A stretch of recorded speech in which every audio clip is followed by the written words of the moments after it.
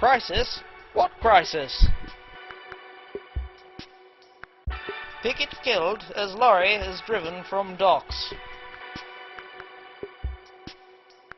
Troopers go from tornado to strike.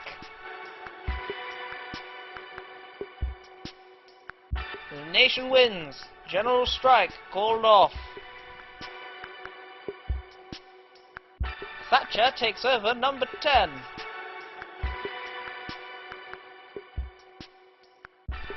Hello and welcome to my podcast series on the Winter of Discontent that I'm creating for my extended project for college. The Winter of Discontent was the winter of 1978 to 79. Millions of workers across Britain's public sector were striking because their wage increases weren't matching the rate of inflation. Britain's workers had been striking for over 100 years, and it all started with the Industrial Revolution. The UK's Industrial Revolution did more than just modernising industry. It also created the working class because of the new industrial jobs in the cities. This meant there was a mass movement of people from country to city.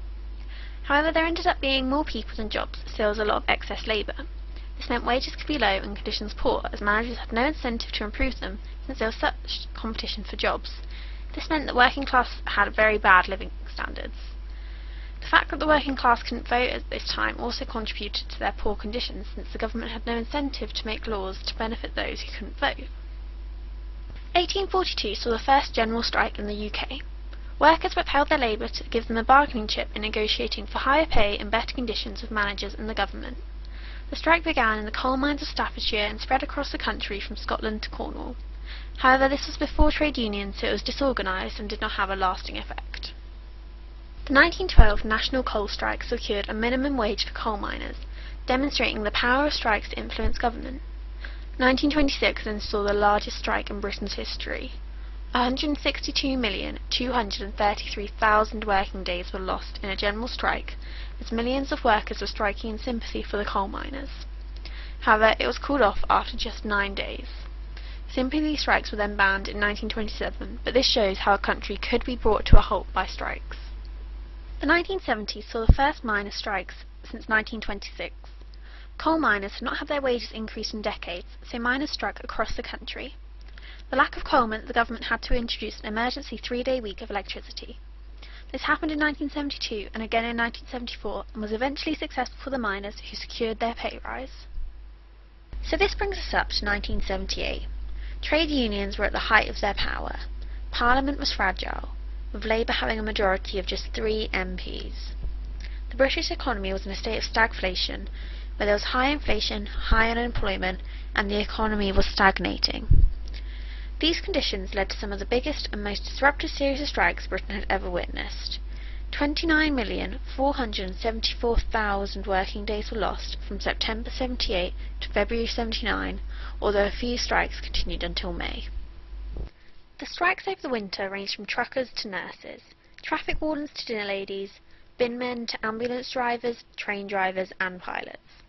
All had disputes over their pay rises not matching up with inflation, so either their trade unions organised strikes, or the workers went on strikes and dragged their trade unions along with them. The first strike was in September, when workers in Ford factories rejected a pay rise that was only half the rate of inflation. 23 Ford factories across the country were left empty. It was official by October, but resolved by December. However, since there were no official sanctions against the company and the workers got their pay rise, it showed all the benefits of striking, and so started the series of strikes which made up the Winter of Discontent. A particularly notable strike was the gravediggers in Liverpool. Their refusal to bury dead bodies led to 300 bodies being held in a cold storage depot. The authorities considered using soldiers to dig the graves, but thought it would be too distressing for younger soldiers. The next idea was to bury the bodies at sea. Pickets made funeral processions turn back. These 300 families must have been distraught to not be able to bury their loved ones.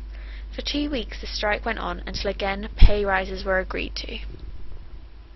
Hospitals also faced serious disruption over the winter.